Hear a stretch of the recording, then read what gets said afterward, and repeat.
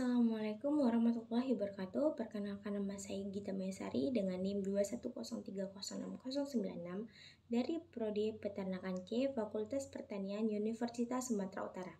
Di sini saya akan menjelaskan tentang biosintesis dari telur untuk memenuhi tugas praktikum produksi ternak unggas yang diempu oleh Ibu Tati Fidianasari SPTMP. Nah, biosintesis dari telur itu terdiri dari sintesis yolk yang pertama. Nah, yolk hanya mengandung kurang lebih 50%, selebihnya yaitu protein dan lipid dengan perbandingan 1:2. Nah, sini saya sudah membuat skemanya. Yang pertama itu kelenjar pituitari akan melepaskan hormon gonadotropis. Nah, yang kemudian akan menembus lapisan teka layar yang kemudian akan menghasilkan hormon estrogen. Nah, yang akan mensintesis bahan penyusus yolk yang terdiri dari asam amino, fosfor, kalsium, dan lipid. Nah, terjadi di nukleus pada hepar atau hati, yang akan menghasilkan beta-lipoprotein yang ini dan phytolaginin yang ini. Nah, beta-lipoprotein akan menembus dua lapisan yang terdiri dari teka layer atau lapisan pertama yang ini, dan kemudian yang lapisan kedua granulosa layer yang ini. Nah, di bagian phytolaginin itu terdiri dari lipofitekin yang ini dan fosfitin yang ini. Nah, yang akan menembus dua lapisan juga yaitu teka layer dan granulosa layer yang akan menghasilkan yolk. Nah, kedua saya akan menjelaskan tentang sintesis dari albumin.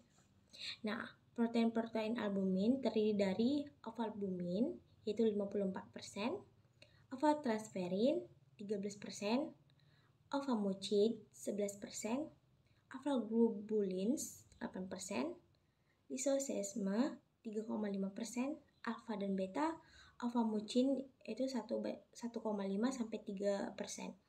Nah, terdapat juga beberapa protein level yang sangat kecil. Yang pertama itu ada avidin 0,5%, flavoprotein 0,8%, ovamokrolubulin 0,5%, ovainhibitor 0,1 sampai 1,5%, ovaglycoprotein yaitu 0,5 sampai 1%, dan yang terakhir ada papain inhibitor 0,1%. Nah, hormon steroid memiliki peran sangat penting dalam sintesis protein yang terjadi di oviduk. Nah, albumin disekresikan di bagian magnum berupa bagian oviduk. Kemudian saya akan menjelaskan tentang mekanisme dari tabel ini. Nah, sintesis albumin terjadi pada magnum. Albumin akan disekresikan dan dikontrol oleh hormon estrogen yang larut dalam lemak. Nah, yang ini hormon estrogen yang larut dalam lemak. Nah, molekul estrogen akan membran sel yang kemudian akan diikat oleh reseptor estrogen. Nih, dia reseptor estrogen. Kemudian akan diikat oleh estrogen kompleks dan reseptor yang nggak aktif. Nih, reseptor yang nggak aktif. Dan akan membentuk menjadi 5S.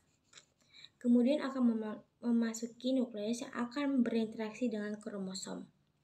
Nih, kromosom yang akan menyebabkan gen terbentuk mRNA yang akan meninggalkan nukleus terjadi dan menuju ke ribosom. Nih, yang akan ditranslasi menjadi protein spesifik yang berupa asam amino yang akan menghasilkan albumin dan protein khas telur. Nah, proses ini berlangsung selama kurang lebih 3 jam. Kemudian yang terakhir saya akan menjelaskan tentang sintesis dari kerabang. Nah, terjadi di uterus selama kurang lebih 18-21 jam yang dikarenakan adanya ion kalsium dan karbonat pada plasma darah. Nah, ion karbonat berasal dari metabolit mukosa sel kelenjar kerabang yaitu CO2 dan H2O. CO2 dan H2O